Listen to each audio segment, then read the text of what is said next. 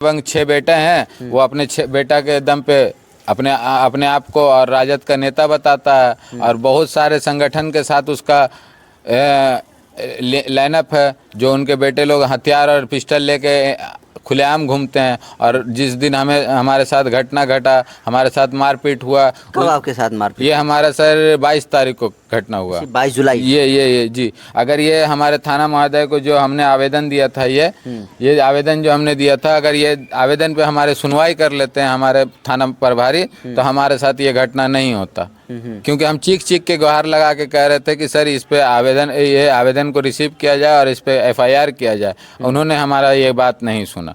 CO साहब हमारे को बोले कि इस काम को रोक दिया जाए, और CO साहब का भी वो बात नहीं मानता। CO ऑफिस में मुझे खुलेआम धमकी दे रहा है कि सब तो आपका कहाँ फेंका जाता कोई पता नहीं। अच्छा, CO ऑफिस, जी बिल्कुल, CO साहब के सामने, जो हमने आपत्ति भी जनक किया कि सर देखिए आपके सामने इस तरह का है, तो मेरे साथ बाहर में क्या। फिर भी हमारे आवेदन को 11 तारीख को नहीं लिया गया। थाना महोदय ने हमारा केस को दर्ज नहीं किया। उसके बावजूद मेरे साथ ये 22 तारीख को ये लोग मौका का तलाश में था, और उसी समय हमारा देखा कि मेरे साथ मेरे पापा का इतना ये पावर है, पहुंच है, हम कुछ भी करेंगे। और आज भी देख लीजिए ना सर, 22 को हमने केस किया, अभी तक कोई भी इंसान इसमें से गिरफ्तार नहीं हुआ। जिसका हम वीडियो, लोगों का नाम डाले थे ये मेरे FIR में 4 आदमी का नाम है। क्या कहना जी, ये सब सारा चीज़ हम डॉक्यूमेंट्स दिए हैं। उसके अगले ही दिन मेरे घर पे ये लोग पिस्टल लेके आए, ठीक है, सुबह सुबह कि मेरा नाम क्यों दे दिया, हाँ तुम लोगों सबको जान से मार देंगे। मेरा घर वाला पूरा भयभीत है सर, मैं क्या। दोस्तों, पूरे बिहार भर में हर एक ब्लॉक में आपको बता दूं कि जो अंचलाधिकारी हैं, जो CO है, उस CO की लापरवाही की वजह से सैकड़ों ऐसे परिवार हैं, लाखों ऐसे पूरे बिहार भर में परिवार है जो कि ज़मीन मामला से जूझ रहा है। और फिलहाल एक ऐसा ही मामला हमारे पास पहुंचा हुआ है। और अभी आपको बता दूं कि हमारी मौजूदगी जो है बिहार के नालंदा ज़िले के इस्लामपुर में मैं मौजूद हूँ। और आप कैमरे में देख रहे हैं 2 शख्स हैं, और ये भी पीड़ित हैं जिनकी ज़मीन जो है अवैध रूप से इनकी ज़मीन है और दूसरा शख्स जो है अवैध तरीके से कब्जा लिया है। और दोस्तों, जब इनकी मामला को आप सुनेंगे, इनकी बात को सुनेंगे, तो आपको भी समझ में आएगा कि पुलिस प्रशासन या फिर अंचलाधिकारी हो, तमाम जो ज़मीन से रिलेटेड जो बड़े बड़े आला अधिकारी होते हैं, उसकी जो है बड़ी लापरवाही आपको सामने आएगी। और सबसे सामने आएगी कि किस तरीके से इनके जाति होने की वजह से इनको जो है बेवजह जो ज़मीन है वो हड़प ली गई है बिना किसी ठोस सबूत के। लेकिन आगे कुछ कहूँ उससे पहले तो अपना परिचय बता दीजिए। मैं मोहम्मद अयान मलिक, पिता मोहम्मद शमीम अहमद, रहने वाला इस्लामपुर कजियाना मोहल्ला का हूँ। ठीक है। क्या मामला है ज़मीन का मामला कि पूरा आप जो है ये पर्चा लेकर, डॉक्यूमेंट लेकर बैठे हुए हैं? पर्चा लेकर इसलिए मैं बैठा हूँ कि हमारे ज़मीन पे जबरन कब्जा किया जा रहा है, और ये हमारी ख़ानदानी ज़मीन है। आज से नहीं, 1964 से हमारी ज़मीन है, 1939 से ये ज़मीन हमारी है, और ये हमारे पुरखों की ज़मीन है। और इसका हम सबूत भी आपको पेश कर रहे हैं। ये सबूत हमने CO को भी दिया है। और मेरा कहने का मतलब ये है कि जब ये DCLR के न्यायालय में केस चल रहा है, एक करके बात करेंगे। आपका ज़मीन कौन हड़पा हुआ है? मेरा ज़मीन को हड़पने का कोशिश कर रहा है शहाबुद्दीन। अभी कोशिश कर रहा है, हड़पा नहीं हड़प नहीं पाया। नहीं। कितनी ज़मीन है जिसको हड़पने की कोशिश? 10 डिसमिल। 10 डिसमिल जी, 10 डिसमिल जो है वो उस पर कब्जा करने का कोशिश कर रहा है लगातार वो, और हम लोग नाकाम उसको कर रहे हैं। और वो उसी चीज़ के लेके कारण हमारे साथ वो मारपीट भी किया। अच्छा जी, ये घटना आपको बता देना चाहता हूँ कि 19/6/2024 को हमारे CO सर जो हैं वो हमें लिखित में दिए थे कि इस पे काम रोक लगाया जाए, और इसको जब तक जांच नहीं होगा इस पे कोई स्टे लगाया जाए, और तब तक कोई काम नहीं। तभी उसके बाद ये लोग क्या किए हैं कि फिर 11 तारीख को फिर जबरन वो वही ज़मीन पे उसी जगह पे फिर से कब्जा करने की कोशिश करने लगे। विपक्षी क्या नाम है जो ज़मीन जो हड़पना चाहते हैं? ये मोहम्मद शहाबुद्दीन है, जो एक 20 रुपए का स्टाम्प पेपर में एग्रीमेंट करा लिया है, क्योंकि ज़मीन मालिक भी नहीं है वो, और वो हमसे बार बार उलझने का काम कर रहा है। तो ये सिर्फ स्टाम्प के दम पर वो कह रहा है जी जमीन जी मेरी जी है। बिल्कुल बिल्कुल बिल्कुल। उसके पास कोई डॉक्यूमेंट कोई डॉक्यूमेंट्स नहीं है। आपके पास डॉक्यूमेंट है? जी सर क्या बिल्कुल क्या पूरा डॉक्यूमेंट है? मेरे पास डॉक्यूमेंट्स में हमारा 30 डिसमिल का पूरा खरीदारी का पेपर है, जिस किस तरह से हमारे ज़मीन हमारे हिस्से में पड़ा है वो भी उसका पूरा साक्ष्य है मेरे पास।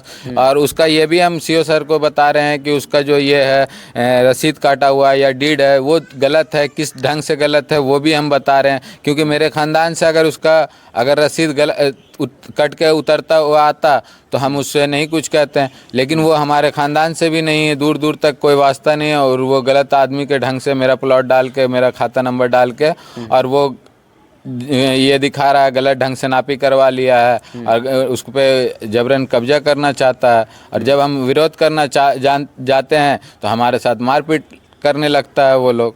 नहीं, जिस और वो उसके दबंग 6 बेटे हैं, वो अपने 6 बेटा के दम पे अपने आप को और राजद का नेता बताता है। और बहुत सारे संगठन के साथ उसका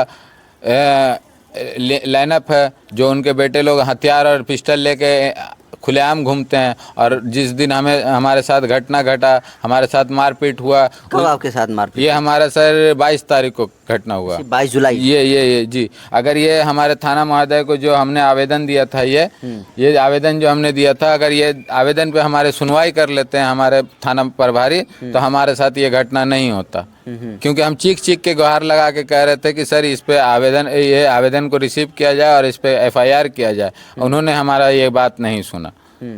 ठीक है।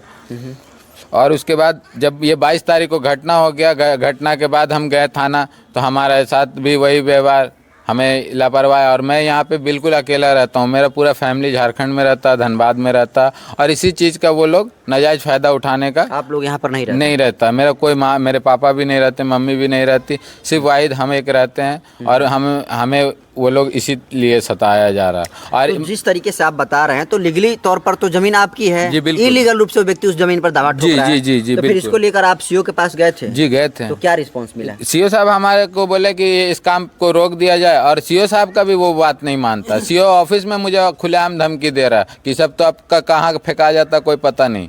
अच्छा, सीओ ऑफिस? जी बिल्कुल, सीओ साहब के सामने। जो हमने आपत्ति भी जनक किया कि सर देखिए आपके सामने इस तरह का है, तो मेरे साथ बाहर में क्या। फिर भी हमारे आवेदन को 11 तारीख को नहीं लिया गया। थाना महोदय ने हमारा केस को दर्ज नहीं किया।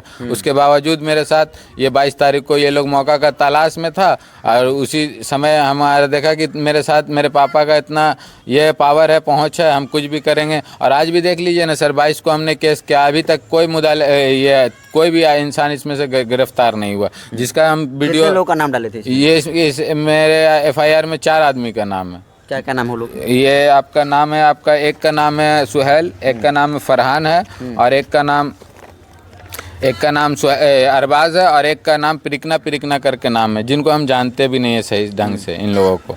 ठीक है, किसी द्वारा हम पता चला, हम सोशल मीडिया के द्वारा हमने निकाला। ठीक है। ये आपको जो चोट जी सर, जी ये सब सारा चीज़ हम डॉक्यूमेंट्स दिए हैं। उसके अगले ही दिन मेरे घर पे ये लोग पिस्टल लेके आए। ठीक है, सुबह कि मेरा नाम क्यों दे दिया, हाँ तुम लोगों सबको जान से मार देंगे। मेरा घर वाला पूरा भयभीत है सर, मैं क्या करूं कुछ नहीं समझ में आ रहा। मैं इसीलिए लास्ट अंत होने के बाद हम मीडिया महोदय को बुला के अपनी बात को रखने, ताकि सारे लोग तक मेरी बात को रखा जाए। तो मतलब आप सीओ के पास भी गए तो संतोषजनक जो जवाब होता है वो नहीं, बल्कि सीओ के कक्ष में उनके ही ऑफिस में DSP साहब भी आए हाँ जी, DSP साहब भी आए, हमको आश्वासन दिए कि आपके साथ हम हैं। उसके बाद हम गए दोबारा तो बोलते हैं कि आप फला जगह पे चले जाइए, वहाँ से आपका काम होगा। वो भी हमें वहाँ से नेगलेक्ट करके हमें छोड़ दिए। तो आप पूरा चक्कर लगा रहे हैं, लेकिन कहीं से न्याय की उम्मीद आपको नहीं बिल्कुल नहीं, ही मिल रहा है? बिल्कुल नहीं जी सर। तो अब आप क्या चाहते हैं, क्या आपकी मांग? अब हमारी यही मांग है कि हमें आदेश दिया जाए। हमारा जो साक्ष्य है जो हम सब पेपर सबमिट किए हैं, आपको सीओ साहब को दिए हैं। सीओ साहब हमें बोले भी कि आप भी अपना पेपर दीजिए सारा, और वो उनसे भी लिया गया। तो जब सीओ साहब जांच में लगे हुए थे, तो फिर मेरे साथ वो घटना मारपीट का क्यों करवाया गया? जब मेरे छान करना था, जहाँ तक कि सीओ साहब खुद बोले थे कि देखिए ना स्पोर्ट पे आप जाइएगा ना आप जाइएगा, ना कोई काम लगाइएगा, ना ही कोई बात होना चाहिए। उसके बावजूद ये मेरे साथ, और ऐसा मारपीट कि जान से मार ही देता उस दिन, अगर वो लेडीज़ हमें नहीं बचाती तो। हाँ, एक लेडीज़ थी जो दरवाज़ा खुला हुआ था, उसके घर में अगर हम नहीं घुसते तो उस दिन मेरा जान चला जाता। किसी तरह हम अपने जान को बचा के, और यहाँ के लोग कहने लगे कि तुम तो घूम रहे हो, तुम तो अच्छे हो, तुमको तो कुछ हुआ नहीं। लेकिन मेरे दिल से पूछे कि हम किस तरह उठ के चल रहे हैं, क्योंकि मेरा कोई रहता नहीं है, हर जगह हम ही को जाना पड़ता है। चोट भी आई है? इंटरनली तो इतना है सर कि सांस लेने में मेरे प्रॉब्लम है, छींक आ जाता है तो पूरा चेस्ट सीना सब दर्द करता है, खांसी आता है तो दर्द करता है। मेरे एक साइड से, जब मैं डॉक्टर से भी कहा कि ये साइड से मेरा पूरा सुन है, मेरे को कान में सुनाई नहीं दे रहा है, इस चीज़ का एक्सरे कर दीजिए, सीटी स्कैन कर दिए। यहाँ तक कि डॉक्टर भी मेरे साथ मिसबिहेव किए, क्योंकि उनका बेटा एक डॉक्टर में भी है। शहाबुद्दीन का जो बेटा है वो कंपाउंडरी करता है, लैब खोल के बैठा हुआ है, वो सैंपल लाता है उस जगह से। और वो जो कंपाउंडर है वो भी जो लड़की, जो लेडीज़ हमें बचाई वहाँ पे, उसको भी जाके घर पे, वो उसी जगह पे एक कंपाउंडर रहता है सरकारी अस्पताल का, वो जाके बोला कि ऐसा है कि अगर तुम लोग गवाही दोगी तो तुम लोग क्यों गवाही दे रही हो, मत दो, नहीं तो इसका बात आगे चल के ख़राब होगा। और जिस दिन हमें मार रहा था उसका बेटा पूरा राइफल हथियार को निकाल के बाहर हाथ से लहराते हुए ऐसे करके बोला कि अगर कोई तस्वीर दिखा दीजिए, तस्वीर भैया, कि कोई भी अगर इसको अगर सपोर्ट करेगा या पानी देगा तो उसको हम जान से मार देने का काम करेंगे। हाँ, कंपाउंडर का नाम है बता थे? नौसाद करके बोलता है, वो रहने वाला आरा का है, ठीक है। और उसके बारे में हमें उतना कोई जानकारी नहीं है, और ना ही हम उससे मिलने गए, ना कि फिर हमारे पर दबाव बनाएगा। इसीलिए हम अपना घर में ही रहते हैं सर, ज़्यादातर हम किसी से मिलते जुलते नहीं हैं। और हमें बहुत डर और भय है कि हमारे साथ, हमारे परिवार के साथ कभी भी हो सकता है सर। यही चीज़ हम 11 तारीख को भी थाना प्रभारी महोदय से कहा था, लेकिन हमारा आवेदन को उन्होंने नहीं स्वीकार किया और ना ही इस पर कोई एक्शन लिया। और उसी का नाजायज़ फ़ायदा उठा के ये लोग 22 तारीख को मेरे साथ घटना कर दिए। तो आप बता रहे हैं कि तमाम जो कार्यालय है उसका चक्कर काट चुके हैं, अब उम्मीद किससे आपकी है? अब हमें न्याय अब कौन दिलाएगा वो तो मैं जानता नहीं सर, लेकिन हम अपनी बात को आपके द्वारा हम सभी लोगों तक पहुंचाना चाहते हैं। और कोई भी मेरे सामने आके अगर मैं गलत हूं सर तो मुझे अरेस्ट कर लिया जाए, मेरे पूरे परिवार को अरेस्ट कर लिया जाए। अगर हम गलत नहीं हैं सर तो जो मेरे साथ गलत किया है उसके साथ कानूनी कार्रवाई किया जाए। मैं यही सबसे आग्रह और गुजारिश यही करता हूं। मैं सत्य हूं और सत्य के साथ हूं सर।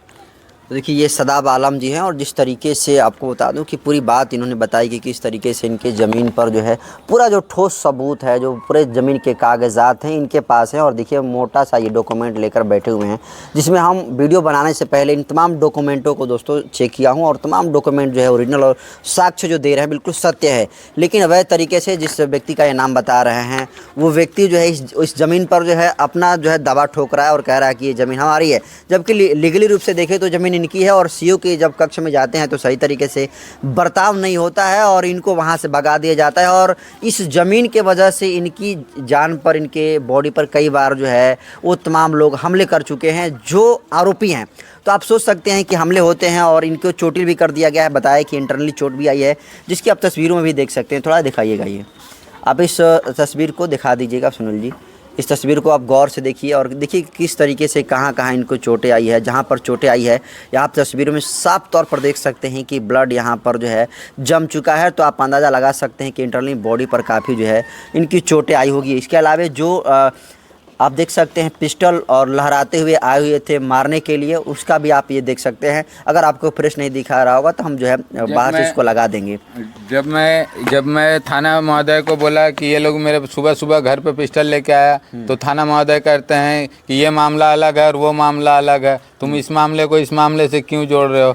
हालांकि सब उसी का सातिर है, सब अपने तो सामने आके करता नहीं। छोटा बच्चा को, नाबालिग बच्चा को, अपने बेटा लोग को उस तरह से हमारे साथ टॉर्चर किया जा रहा है।